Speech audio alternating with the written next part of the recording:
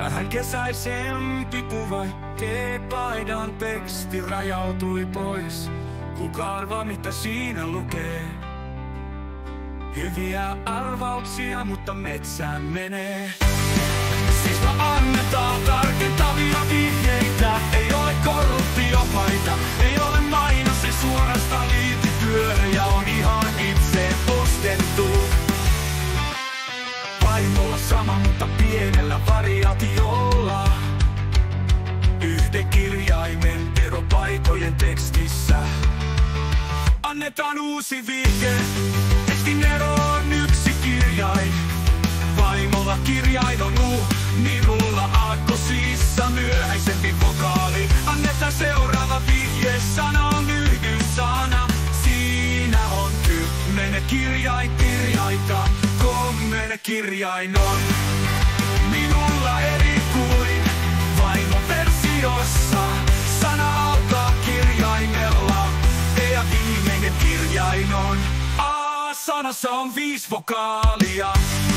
Tekoäly kuvailee sanaa, suomalainen sana. Sana voi myös käyttää kuvaamaan tilannetta, jossa tietyn asian, kuten epidemia tai kriisin vaikutukset. Marika on voittaja! Marika, oikein oliko nyt liian helppo vihje? Marika oli ensimmäinen tämän arvoituksen ratkaisija. Onnittelut Marikalle. Tässä kuva alkuperäisestä paidan tekstistä. Tässä on maitopalkintosi. Marika voittaja.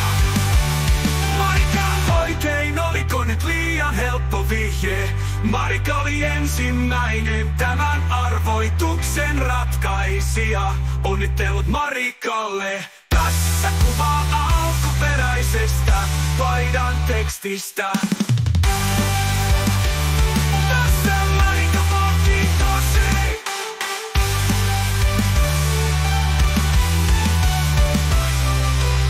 Tässä Marika palkintosi.